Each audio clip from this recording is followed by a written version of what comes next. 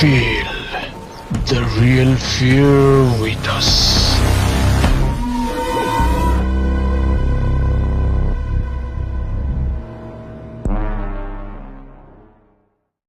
প্রিয় লিসেনার্স, আসসালামু আলাইকুম। Feel the real fear with আস।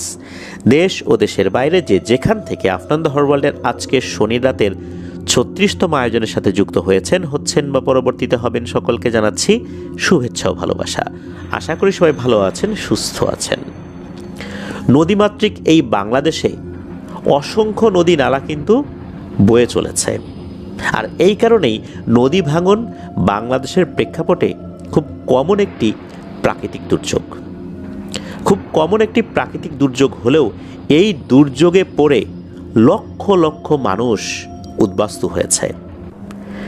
নিজেদের চিরচেনা বাপদাদার ভিটা ছেড়ে অন্যত্র পাড়ি জমাতে বাধ্য হয়েছেন অসংখ্য মানুষ। চোখের সামনে বাপদাদাদের কবরকে ভেঙে নদীতে বিলীন হতে দেখেছেন এমন মানুষের কিন্তু অভাব নেই। এখনও ইউটিউবে সার্চ দিলে এমন করুণ দৃশ্যগুলো আমরা দেখতে পাই। এখনই নদীর মধ্যে কবরটি চলে যাবে, আর কখনোই এই কবর জিয়ারত করা হবে না, আর কখনোই দেখা যাবে না। সেই শেষ সময়েও মানুষদেরকে সেই কবর জিয়ারত করার দৃশ্য আমরা দেখতে পাই। মানুষ তাদের বহু বছরের আবাসস্থল হারিয়েছে। শুধু আবাসস্থল না, এটা শুধু এক টুকরো মাটি না, এর সাথে জড়িয়ে রয়েছে এক আবেগ। এখানে তারা বড় হয়েছেন, তারা জন্মগ্রহণ করেছেন, তাদের নারীপোতা রয়েছে এখানে। সেটা নদীগর্ভে বিলীন হয়ে যেতে দেখা, এটা কিন্তু চারটিখানি কথা নয়।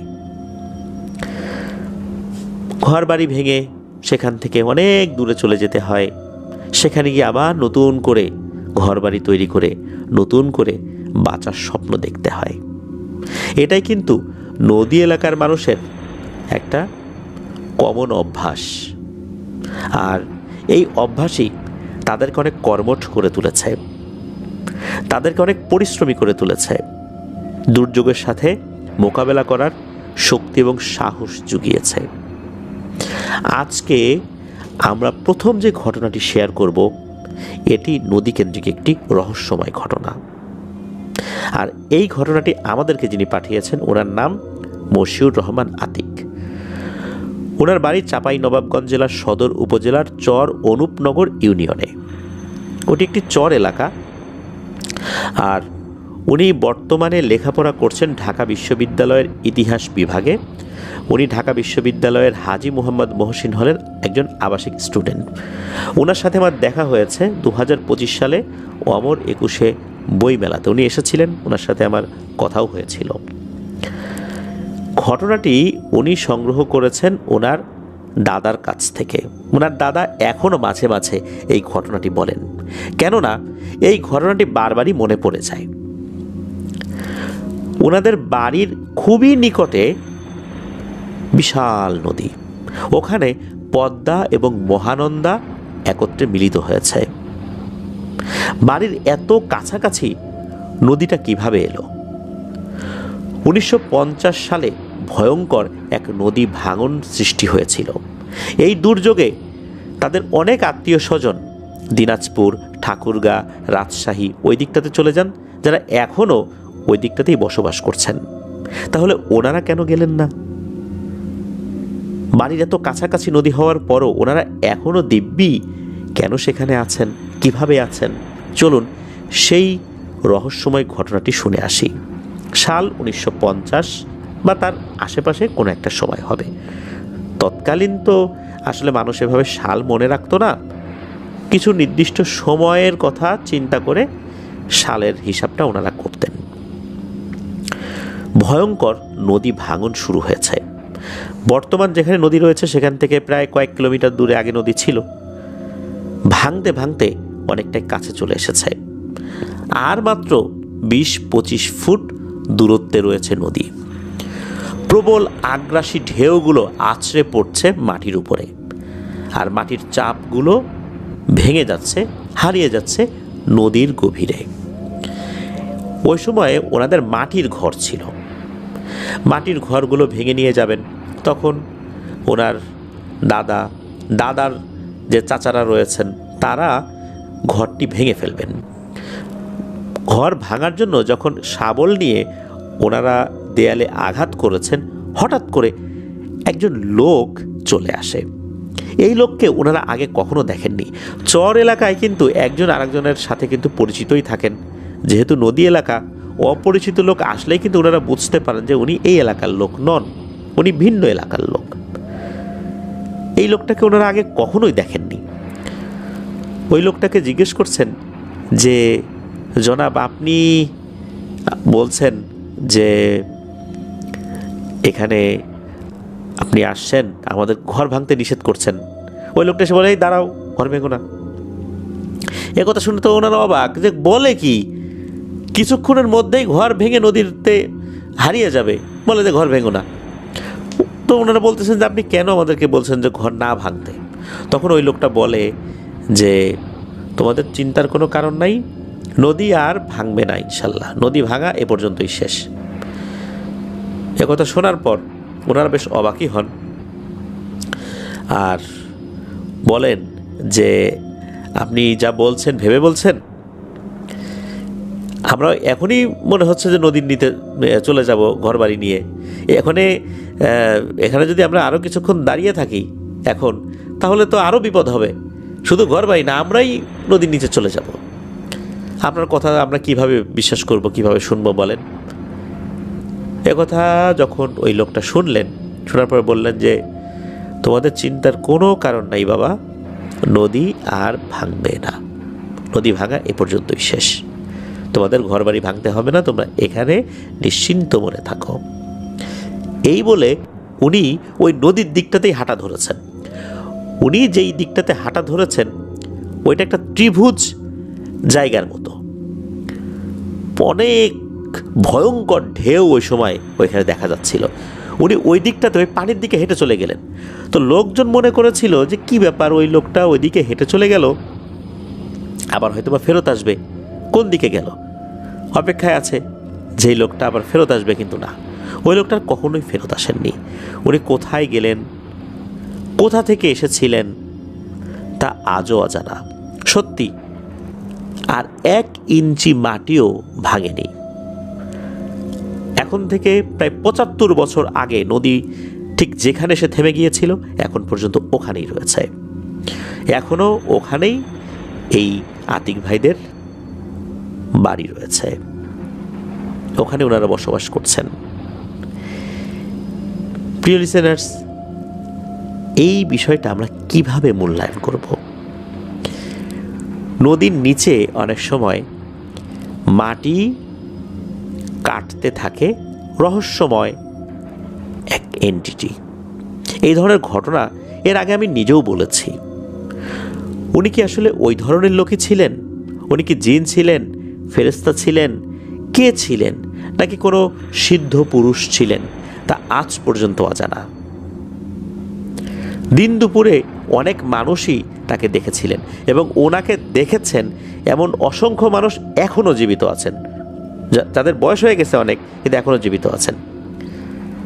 আতিক ভাই বলেছেন যে তার দাদা এখনও বলেন যে ওই লোকটার চেহারা এখনও তার চোখের সামনে ভাসে। হঠাৎ করে লোকটা উদিত হলো, হঠাৎ করে মনে হলো অস্তমিত হয়ে গেল। অল্প সময়ের জন্য এলো, কথা বলল, আবার কোথায় যেন হারিয়ে গেল। কোথা থেকে এলো, কোথায় বা চলে গেল? এই রহস্যময় এই সিদ্ধ পুরুষের সন্ধান আর কখনোই পাওয়া যায়নি। প্রিয় লিসেনার্স, পদ্মা ও মহানন্দার বর্তমান এই মিলিত স্থান যা আজও রয়েছে, এখানে এসেই নদী ভাঙনের সমাপ্তি হয়েছে। আবার কবে ভাঙন হবে তা বলা না গেলেও দীর্ঘ 75 বছরে ওখানে আর নদী ভাঙন হয়নি, 1 ইঞ্চি জায়গাও নদীর গর্ভে হারিয়ে যায়নি। খুবই রহস্যময় এক ঘটনা। ঘটনাটি ছোট কিন্তু রহস্যময়। আতিক ভাই জানিয়েছেন ওনার কাছে আরও ঘটনা আছে, পর্যায়ক্রমে পাঠাবেন, আমরা অপেক্ষায় থাকবো ওনার পরবর্তী ঘটনাগুলোর জন্য। ধন্যবাদ জানাচ্ছি ওনাকে। দারুণ রহস্যময় একটি ঘটনা আমাদের সাথে শেয়ার করার জন্য। প্রিয় লিসেনার্স, চলুন চলে যাব আমাদের এবারের এপিসোডের পরবর্তী আরও একটি নতুন ঘটনায়।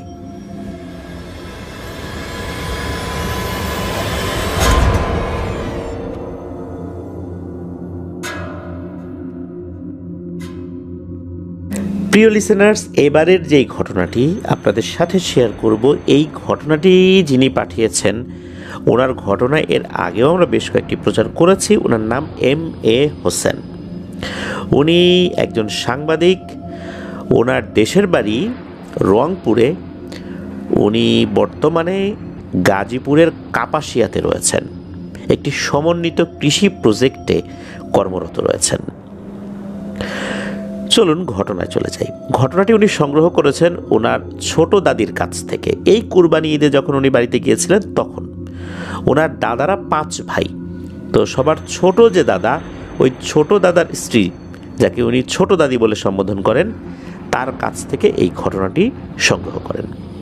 তো ওই ছোট দাদির সাথে উনি কথা বলছেন যে, দাদি আপনার কাছে কোনো ভয়ের ঘটনা আছে কি না। দাদি এটা শোনার পর বলে যে, ভয়ের ঘটনা দিয়ে তুমি কি করবা।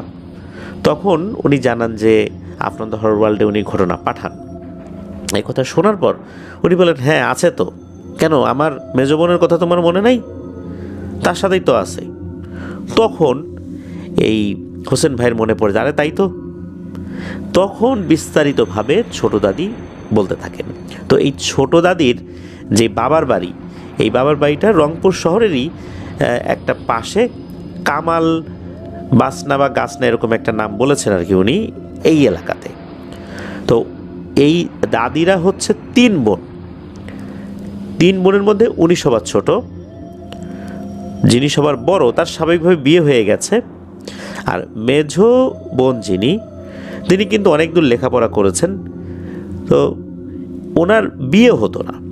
তো এই হোসেন ভাই ছোটোবেলাও দেখেছেন যে ওনার বিয়ে হতো না। এখন উনি বিয়ে করতে চান না হতো না, ওই সময় উনি অবশ্য বুঝতে পারেন নাই যে ঘটনাটা কি। তো ওনার নাম হচ্ছে সুলতানা। তো আমরা সুলতানা দাদি বলে সম্বোধন করব। তো ঘটনাটা কিন্তু অনেক আগের বলতে এখন থেকে প্রায় 35 বছর আগে এরকম একটা সময় হবে আর কি, যখন আর কি এই ঘটনাটির সূত্রপাত হয়েছে। স্বাভাবিকভাবেই উনি লেখাপড়া করছিলেন। ওই সময় ওই এলাকায় একটা মেয়ে ইন্টারমিডিয়েট পাশ করে অনার্সে লেখাপড়া করবে, এই বিষয়টা আসলে খুব একটা দেখা যেত না, কারণ অধিকাংশ মেয়েদেরই বিয়ে হয়ে যেত। তো সুলতানা দাদি কিন্তু লেখাপড়া করতেন। হঠাৎ করে ওনার মধ্যে কিছু অসুস্থতা ধরা পড়ে, প্রচণ্ড পেটে ব্যথা, প্রচণ্ড জ্বর। এটা নিয়ে হসপিটালে ভর্তি করা হলেও ডাক্তাররা কোনো ধরনের কোনো অসুস্থতা ধরতে পারেন না, যে আসলে ব্যাপারটা কি, তার সমস্যাটা কি, কোনোটাই ধরতে পারেন না। এইভাবেই চলছিল। মাঝে মাঝে অসুস্থ হতেন, মাঝে মাঝে ঠিক হয়ে যেতেন, এইভাবে চলছিল। বাড়ির থেকেও বুঝতে পারতেছিলেন না যে ঘটনাটা কি হচ্ছে, কারণ ওনারা তো স্বাভাবিক যে চিকিৎসা, সেই চিকিৎসাই তাকে করাচ্ছিলেন, বিশেষ করে সুলতানা দাদির মা বাবা। আর এই যে সুলতানা দাদির যিনি ছোট বোন, অর্থাৎ এই যে ছোট দাদি, উনি কিন্তু তখনও বিয়ের বয়সে পৌঁছান নাই, তখন উনি বেশ ছোট। এর মধ্যে একটা ভয়ঙ্কর ঘটনা ঘটে। সেটা হচ্ছে যে তখনও কিন্তু ওনাদের ওই সাইডটাতে সব বাড়িতে বিদ্যুৎ আসেনি। এসেছে, অন্যান্য বাড়িঘরে এসেছে, তবে ওনাদের বাড়িতে তখনও বিদ্যুতের সংযোগ নেওয়া হয়নি। সন্ধ্যার সময় কিন্তু প্রত্যেকটা ঘরে ঘরে আলো দিতে হতো বা আলো জ্বালাতে হতো। এটা কিন্তু একটা নিয়ম আছে আমাদের বাংলাদেশে, গ্রাম অঞ্চলে কিন্তু এটা আমরা দেখতে পাই। এবং এখনও আমরা শহর এলাকায় সন্ধ্যার পর কিন্তু ঘরের আলো আমরা জ্বালিয়ে দিই, ঘর অন্ধকার রাখতে হয় না এই সময়গুলোতে। কেননা মাগরিবের আজানের পর দুষ্টু জিনেরা এসে এই ঘরের অন্ধকার অংশগুলোতে আশ্রয় নেয়। এই কারণে আমরা কিন্তু ঘরের আলোগুলো জ্বালিয়ে দিই সন্ধ্যার সময় বা সন্ধ্যার পরে। তো সন্ধ্যার পরে এই সুলতানা দাদি উনি ওনার ঘরে আলো নিয়ে গিয়েছেন, পড়তে বসবেন উনি, যেহেতু অনার্সে উনি ওই সময় ভর্তি হয়েছিলেন। এরপর থেকে ওনাকে আর খুঁজে পাওয়া যাচ্ছে না।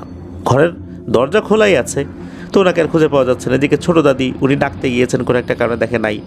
এরপর সবাইকে বললেন যে সে তো নাই, আশেপাশে খোঁজা হচ্ছে, নাই নাই তো নাই, কোথাও খুঁজে পাওয়া যাচ্ছে না। এদিকে সন্ধ্যার পরে এরকম বয়সের একটা মেয়ে হঠাৎ করে উধাও হয়ে গেছে, বিষয়টা তো আসলে জানাজানি হয়ে গেলে খারাপ। এই জন্য ওনারাও গোপনে আশেপাশে খুঁজছিলেন, খুব একটা বেশি মানুষকে জানতে দিচ্ছিলেন না। রাত বেজে গেছে তখন 9:30 কি 10টা। রংপুর শহরে রাত 9:30 10টা কিন্তু এখন থেকে 35 বছর আগে মোটামুটি বেশ অনেক রাতই বলতে হবে। এখন তো অনেক মানুষ ঘোরাফেরা করে, এখন রাত 12টা 1টাও তো ওরকম রাত মনে হয় না, কিন্তু এখন থেকে 35 বছরও আগে যেই সময়টা, এই সময়টা চিন্তা করলে কিন্তু তখন এই সময় রাস্তাঘাটের লোকজন খুবই কম থাকতো। আর তখন রংপুর শহর দিয়ে যে রিক্সাগুলো চলতো সবই ছিল প্যাডেল চালিত রিক্সা, অর্থাৎ পা চালিত রিক্সা। এখন না হয় হালে এসেছে অটো রিক্সা, ব্যাঙের ছাতার মতো গজিয়ে উঠেছে এই অটো রিক্সাগুলো চতুর্দিকে। এখন এই রিক্সাগুলো আমরা দেখি, এখন কিন্তু পায়ে চালিত রিক্সাগুলো দেখা পাওয়াটাই অনেকটা মুশকিল হয়ে যাচ্ছে আমাদের জন্য। আর তখন তো সবই পা চালিত রিক্সা। সন্ধ্যার নামার সাথে সাথে বা সন্ধ্যার পরপরই এই রিক্সাগুলোতে কিন্তু হারিকেন লাগাতে হতো নিচে। এটা কিন্তু নিয়ম ছিল যে হারিকেন লাগানো ছাড়া রিক্সাগুলো চলতে পারবে না, কারণ হচ্ছে রাস্তার পাশে ল্যাম্পপোস্ট খুব একটা দেখা যেত না ওই সময়, অনেক ল্যাম্পপোস্টের আলো খুব কম ছিল, তারপর লাইট ফিউজ হয়ে থাকতো, লাইট ভাঙা থাকতো। অন্ধকারে যদি রিক্সা আসতে থাকে তাহলে কিন্তু মানুষজনের উপরে রিক্সা উঠে যেতে পারে, দুর্ঘটনা হতে পারে। এই জন্য কিন্তু রিক্সায় আলো জ্বালানোর ব্যবস্থা থাকতো, অর্থাৎ একটা হারিকেন নিচে ধরিয়ে রাখতে হতো। এমনই একজন ব্যক্তি, উনি রাত 9:30 কি 10টার দিকে বাড়িতে ফিরছিলেন। ওনার রিক্সার আলোটা বেশ বড় করেই জ্বালানো ছিল, কারণ উনি যেই পথ দিয়ে আসছেন ওই পথে একটা শ্মশান রয়েছে। এটা মহিগঞ্জ শ্মশান বলা হয় রংপুরে আর কি। বলা হয় যে মুক্তিযুদ্ধ ভিত্তিক একটি চলচ্চিত্র ওরা 11 জন, এই ওরা 11 জন সিনেমার একটা অংশ কিন্তু এই শ্মশানকে কেন্দ্র করে হয়েছিল। তো ওই শ্মশানের কাছে উনি গিয়েছেন, ওইখানে তো লোকজন খুব একটা নাই, একটা ভৌতিক জায়গা, শ্মশানটা কিন্তু এখনও আছে। উনি ওখানে গিয়েছেন, যাওয়ার পর ওনার জল বিয়োগ করার প্রয়োজন হয়। তো উনি রিক্সাটা রাস্তার পাশে রেখে একটা জায়গায় বসেছেন জল বিয়োগ করার জন্য। হঠাৎ করে ওনার চোখ যায় সামনের দিকে, উনি দেখেন গুটিসুটি হয়ে একটা নারী অবয়ব শুয়ে আছে। উনি চিন্তা করেন কী ব্যাপার, রাতের বেলায় এখানে এটা কে শুয়ে আছে? যেহেতু এটা শ্মশান, উনি চিন্তা করলেন আবার কোনো ভূত প্রেত কিনা, কিন্তু না তো ভূত প্রেত বলেও তো মনে হচ্ছে না। তখন ওনার সন্দেহ লাগে। উনি তখন আস্তে আস্তে ওই জায়গাটাতে যান। যখন কাছে গিয়েছেন এবং চেহারা দেখার চেষ্টা করছেন, দেখেন আরে এ তো সুলতানা। আরে সুলতানা দাদির বাবাকে উনি খুব ভালো করে চিনতেন। উনি তো তখন ওখান থেকে চিৎকার চেঁচামেচি শুরু করছেন, এই আশেপাশে কে আসো, আসো আসো। ওইখানে বাড়িঘর যে ছিল না তা কিন্তু না, ছিল একটু দূরে দূরে ছিল। তো উনি অনেকজন চিৎকার করছিলেন। একটা পর্যায়ে কিছু লোকজন শোনে, তারা টর্চ লাইট হাতে নিয়ে বাইরে বের হয়ে আসে, বলে যে কে কোথা থেকে ডাকে। তখন উনি বলছে, এই আমি, এই যে রিক্সা দেখো, রিক্সার আলো জ্বলতেছে, এদিকে আসো, এদিকে আসো, তাড়াতাড়ি তাড়াতাড়ি আসো, এখানে একজনকে পাওয়া গেছে। ওনারাও তাড়াতাড়ি আসেন, এসে দেখেন যে আসলেই তো এ তো সুলতানা। তখন ওনারা ধরাধরি করে সুলতানা দাদিকে রিক্সায় উঠিয়েছেন। তো যিনি রিক্সা চালক, উনি রিক্সা চালিয়ে আসছেন, আর দুইজন মিলে সুলতানা দাদিকে ধরে নিয়ে আসছেন বাড়িতে। তখনও কিন্তু ওনার জ্ঞান ফেরে নাই, উনি কিন্তু অজ্ঞান অবস্থায় আছেন। ওনাকে নিয়ে আসা হয়েছে। নিয়ে আসার পর তখন তাকে জ্ঞান ফেরানোর চেষ্টা করা হয়েছে। জ্ঞান ফেরানোর যখন চেষ্টা করা হয়, এই সময়টাও চলে যায় প্রায় 2-2.5 ঘন্টা। 2-2.5 ঘন্টা চেষ্টার পর আল্লাহর রহমতে ওনার জ্ঞান ফেরে। উনি যখন স্বাভাবিক হন তখন ওনাকে জিজ্ঞেস করা হয় যে ঘটনাটা কী হয়েছিল। তো উনি বলেন যে উনি যখন সন্ধ্যার পর আলো নিয়ে ঘরে ঢুকেছেন, পড়তে বসেছেন, হঠাৎ করে ওনার কাছে মনে হয় ওনার ঘরের মধ্যে একজন না, দুইজন না, 7-8টা অবয়বের মতো দেখা যাচ্ছে। তবে এদের চেহারা ভালো বোঝা যাচ্ছে না, আর এদের মধ্যে একটা নারী অবয়বের উপস্থিতিও আছে বলে ওনার কাছে মনে হয়েছে। এরপরে ওনার আর কিছু মনে নাই। এরপরে ওনার যখন জ্ঞান ফেরে, উনি দেখেন উনি বাসায়। এর মধ্যে যে উনি শ্মশানের ওখানে চলে গেছেন, লোকজন যে উদ্ধার করে নিয়ে আসছে, এটা কিন্তু ওনার কোনো সেন্সেই নেই, যেহেতু উনি অজ্ঞান ছিলেন। উনি কোথায় গিয়েছেন, কি হয়েছে, এটা তো আসলে বোঝা যাচ্ছে না। এই ঘটনার পর পরিবারের লোকজন টনক নড়ে যায়, বিষয়টা তো স্বাভাবিক না রে, এতদিন তো একরকমভাবে ভাবছি, এখন তো বোঝা যাচ্ছে অন্যরকম। তখন ওনারা ভালো হুজুর খুঁজতে থাকেন, একজন হুজুরকে নিয়েও আসেন। তো হুজুর আসার পর ঘর বাড়ি একটু ভালো করে হাঁটাহাঁটি করে দেখেন। এরপর সরাসরি এই সুলতানা দাদির বাবাকে বলে দেন সেই হুজুর যে এই কাজ ওনার দ্বারা হবে না, এটা উনি পারবেন না, আরও বড় কোনো হুজুরকে দেখাতে। তখন এই রংপুরের গঙ্গাচড়া উপজেলার বেতগাড়ি ইউনিয়নের একজন পীর সাহেবের কাছে যাওয়া হয়। ওই পীর সাহেব বেশ বয়স্ক মানুষ ছিলেন, উনি কোথাও খুব একটা যেতেন না। তো ওনার কাছে যাওয়া হয়, ওনার কাছে যাওয়ার পর এই বিষয়টা বলা হয়। তখন উনি সময় চান যে একটু সময় দিতে হবে, পরের দিন আসতে হবে। তো পরের দিন আবার গিয়েছেন সুলতানা দাদির বাবা। যাওয়ার পর সেই হুজুর বলেন যে এই যে সুলতানা দাদি, ওনার মূলত বিয়ে হচ্ছে না বেশ কয়েকটা জিনের কারণে। 7টা জিন এই সুলতানা দাদির পেছনে পড়ে আছে। এই 7টা জিনের আবার একটা বোন আছে, এই বোনটা আবার এই সুলতানা দাদিকে পাহারা দেয়। ওই হুজুর জানান যে ওনার অনুগত শক্তিশালী জিনদেরকে পাঠিয়েছিলেন খোঁজখবর নেওয়ার জন্য, তবে তারা জানিয়েছে যে তারা এই সুলতানা দাদিকে ছেড়ে যাবে না, কোনোভাবেই বোঝাতে সক্ষম হন নাই তারা। এরা খুবই শক্তিশালী প্রকৃতির জিন,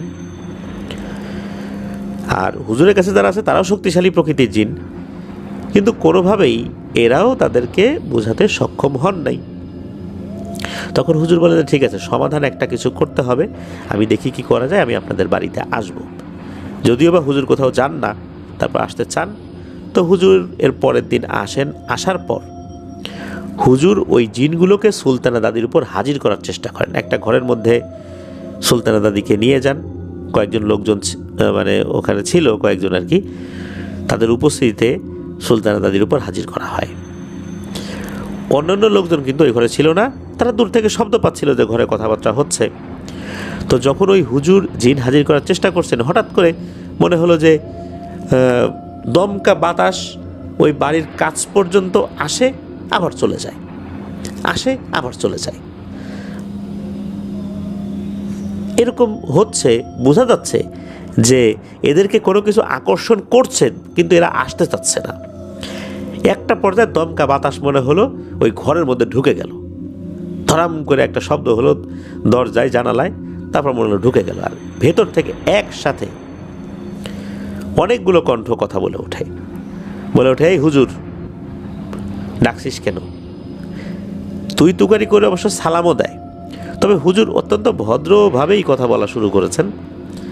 বলছে তোমরা কারা, এই মেয়েটাকে কেন ধরেছ? তখন ওরা বলে যে আমরা ওইরকম খারাপ কিছু না, ও মূলত দুপুরবেলা গোসল করার সময় চুল খোলা রেখে পুকুর পাড়ে বসেছিল, আমাদের ভাল লাগছে 7 ভাইয়ের, এই জন্য আমরা ধরছি। আর আমাদের 7 ভাইয়ের মধ্যে যে কোনো এক ভাই এই মেয়েকে বিয়ে করবে, এই জন্য আমরা এর বিয়ে হইতে দেই না। হুজুর বলে না, তো এটা সম্ভব না, তোমরা 7 জন, এই 7 জনের মধ্যে আবার কে বিয়ে করবে সেটা তোমরা এখনো নিজেরাই জানো না, আর মানুষের সাথে তো এইভাবে তোমাদের বিয়ে হতে পারে না, তোমরা চলে যাও। তো এরা তো যাবে না, বলে যে আমাদের এক বোন আছে, এই বোন রেখে পাহারা দেয়, আমরা যাব না। তখন হুজুর বলে যে ঠিক আছে, যাবা না যখন, আমাকে তো চেষ্টা করতেই হবে। তো উনি যখন চেষ্টা করা শুরু করবেন, এমত অবস্থায় ওই জিনগুলো সুলতানা দাদির শরীর থেকে চলে যায়। মানে হুজুর তেমন কোনো তদবির করার আগেই এরা পালিয়ে যায়। হুজুর বুঝতে পারলেন যে বন্ধনীটা দেয়া হয়েছিল একটা স্বাভাবিক বন্ধনী, এই বন্ধনী দিয়ে এদেরকে আসলে কাবু করা যাবে না। হুজুর বলেন যে আমি পরের দিন আবার আসবো ইনশাল্লাহ, আরও কিছু উপকরণ নিয়ে আসবো, তারপর দেখা যাক কী করা যায়। হুজুর পরের দিন আবার আসেন, আবার উনি তদবির শুরু করেছেন, রুকিয়া শুরু করেছেন। তখনও কিন্তু ঘরের মধ্যে কারো ঢোকা নিষেধ। এই যে সুলতানা দাদির ছোট বোন, মানে এই যে ছোট দাদি যার কাছ থেকে ঘটনা সংগ্রহ করা হয়েছে, উনি কিন্তু ছোট ছিলেন। টিনের বেড়ার ছিদ্র দিয়ে উনি দেখার চেষ্টা করছেন ভিতরে কি হচ্ছে। তো উনি দেখেন যে সুলতানা দাদিকে একটা বৃত্তের মধ্যে বসানো হয়েছে, হুজুর সওয়াল জবাব করছেন। তবে অন্য দিন অর্থাৎ আগের রাত্রে যেভাবে একটা তুলকালাম কাণ্ড হয়েছিল, বাতাস আসে যায়, এবার কিন্তু ওরকম হয় নাই। এবার ওগুলো হাজির হয়ে গেছে। এবারও একসাথে অনেকগুলো কণ্ঠই কথা বলছে। হুজুর বললেন যে আজকে তোদের ছাড়াছাড়ি নাই, কেননা আজকে তোদেরকে নিয়ে আসছি, চতুর্দিক থেকে তোদেরকে ঘিরে ফেলেছি, তোরা যাবি কিনা বল। ওরা বলে মরে গেলেও যাব না, সম্ভবই না। তখন হুজুর বলে ঠিক আছে, আজকে তোদেরকে যে বন্ধনী দিছি তোরা যেতে পারবি না, আর এই বন্ধনীর মধ্যেই তোরা আটকা পড়ে যাবি। ওরা তখন একটা অদ্ভুত কথা বলে। ওরা বলে হুজুর, অন্য জিনেরা কিন্তু যাওয়ার সময় বলে যায় যে কাজটা ভালো করলি না রে, দেখে নেব। আমরা এটা বলবো না, আমরা এখনই তোকে দেখব, তোর কত শক্তি আছে তুই প্রয়োগ কর, আমরাও আমাদের শক্তি প্রয়োগ করব। হয় বাঁচবো না হয় মরবো, কিন্তু শক্তি এখনই প্রয়োগ করব। হুজুর এই কথা শুনে অবাক হন যে আসলে এদের সাহস আছে বলতে হবে। হুজুর ওনার মতো করে শক্তিশালী রুকিয়াগুলা করা শুরু করেছেন। এদিকে সুলতানা দাদির শরীরের মধ্যে বেশ ভয়ঙ্কর রকমের অস্বস্তি, নড়াচড়া, গোংরানি ভাব শুরু হয়। একটা পর্যায়ে এসে উনি শান্ত হয়ে যান। তখন হুজুর জানান যে এই 7টা জিনের মধ্যে 3টা জিনকে বন্দি করা সম্ভব হয়েছে। এখানে অবশ্য ওদের বোন ছিল না, 7টা এসেছিল, 4টা পালিয়ে গেছে, 3টাকে বন্দি করা সক্ষম আর কি হয়েছেন উনি বন্দি করতে। বোতলের মধ্যে বন্দি করা হয়েছিল, বোতল আনাই ছিল। এখন কিভাবে জোর মধ্যে বন্দি হয়েছে এই বিষয়টা তো আসলে অন্যরা বলতে পারেন না। তো হুজুর বলেন যে এর মধ্যে 3টা বন্দি আছে। এই 3টাকে এখনই ওই শ্মশানে, যেই শ্মশানে তাকে পাওয়া গিয়েছিল, এই মহিগঞ্জ শ্মশান যেটা আর কি, ওখানে নিয়ে মাটির নিচে পুঁতে রাখতে হবে। আর এই কাজটা করতে হবে এই সুলতানা দাদির 2 ভাইকে। সুলতানা দাদির 2 ভাইকে পাঠিয়ে দেওয়া হয় ওই তৎক্ষণাৎ, এবং বলে দেওয়া হয় তোমরা কিন্তু পেছন দিকে তাকাবা না। কিছু লোক তাদের সাথে যায়, শ্মশানের কাছাকাছি পর্যন্ত যায়, এরপর ওনারা যান, ওনারা একটা জায়গায় ওই বোতলটা পুঁতে রেখে চলে আসেন। হুজুর ধারণা করেছিলেন যে ভয়ে হয়তো বা 4টা আর আসবে না, কিন্তু তা কিন্তু হলো না। হুজুর তো চলে গেলেন, কয়েকদিন পর থেকে সমস্যা সেম সমস্যা বলতে হঠাৎ করে সুলতানা দাদি নাই, 1 দিনের জন্য নাই, 2 দিনের জন্য নাই। এরপর হঠাৎ করে কোথায় যেন তাকে পাওয়া যায়, অথবা বাড়িতেই তাকে পাওয়া যায়, ঘরের ভিতরেই পাওয়া যায়। একটা বিয়ের উপযোগী মেয়ে যদি এইভাবে হঠাৎ হারিয়ে যায়, তাহলে জিনিসটা খারাপ না? তার তো বিয়ে শাদী হতেও সমস্যা, পাত্রপক্ষ দেখতে আসলে এই বিষয়গুলো শুনলে তো ভালো মনে করবে না। আর গ্রাম অঞ্চলে এই কথাগুলো দ্রুত ছড়ায়। আর তখনকার সময় বলছি যে ওই এলাকাটা মোটামুটি শহর হলেও এখনকার মতো এরকম শহর ছিল না, কিছুটা গ্রামীণ পরিবেশ ছিল বলতেই হবে। এদিকে এইভাবেই সময় চলে যাচ্ছে। আর ওই যে সুলতানা দাদির ছোট বোন, যে আমাদের ছোট দাদি, যার কাছ থেকে ঘটনা শুনেছেন হোসেন ভাই, ওনারও কিন্তু বিয়ের বয়স হয়ে যাচ্ছে। এখন মেজ দাদির বিয়ে হয় না, তাহলে এই ছোট জনের কিভাবে বিয়ে হবে? একটা নিয়ম তো আছে, একজনকে রেখে আরেকজনের বিয়ে দিলে কিন্তু যাকে রেখে বিয়ে দেওয়া হলো তার বিয়ে হতে কিন্তু খুব অসুবিধা হয়। ওনাদের সবার বড় জনের স্বাভাবিকভাবে বিয়ে হয়ে গেছিল, তার আর কোনো সমস্যা হয়নি। এদিকে এরকম সমস্যা যেহেতু চলছে, অনেক খোঁজাখুঁজি হয়েছে। কেরামতিয়া নামক একটা জায়গা রয়েছে, ওই কেরামতিয়া মসজিদের একজন বয়স্ক ইমামের সাথে দেখা করেন এই সুলতানা দাদির বাবা। দেখা করে সব ঘটনা খুলে বলেন। ইমাম সাহেব বলেন, আচ্ছা ঠিক আছে, আমি দেখি এই বিষয়ে তথ্য নেই, কতটুকু কি করা যায় আমি দেখি। পরের দিন যেতে বলেছিলেন। পরের দিন যাওয়ার পর তখন ওই হুজুর বলেছিলেন যে এই সমস্যার সমাধানের যোগ্য আর নাই, এটা অযোগ্য হয়ে গেছে। কেননা ওই যে যিনি ট্রিটমেন্ট করার জন্য এসেছিলেন, উনি 7টাকে বন্দি করতে পারেন নাই। 7টাকে যদি বন্দি করতেন, ওই তাদের 1 বোন কিছুই করতে পারতো না। কিন্তু এমন হয়েছে বড় একটা অংশই বাইরে রয়ে গেছে। আর এরা খুবই ক্ষিপ্ত, এরা বলেছে যে তাদের 3 ভাইকে বন্দি করা হয়েছে। তারা তো খুব অপমানিত বোধ করেছে এবং খুবই নির্যাতন করে খুবই কষ্ট দিয়ে তাদের 3 ভাইকে বন্দি করা হয়েছে। তাদের সাথে আরও নেগোসিয়েশন বা আলোচনা করা যেত।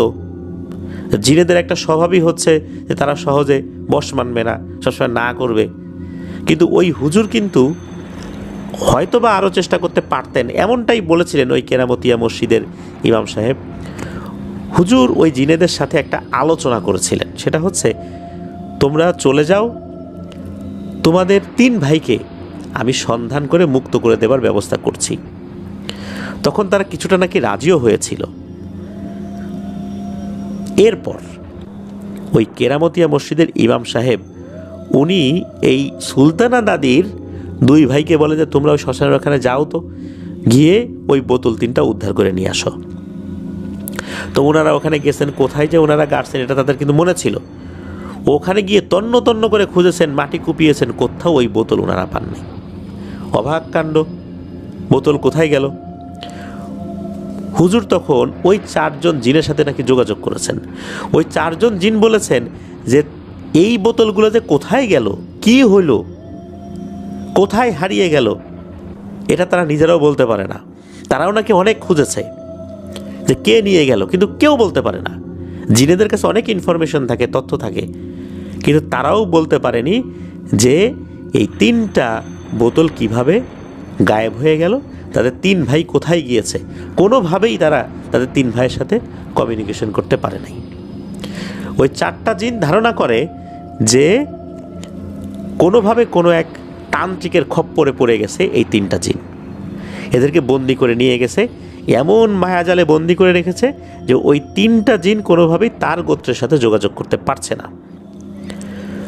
হুজুর খুব আশাহত হন, একটা সমাধানের পথ বের করলেও শেষ পর্যন্ত তার হলো না।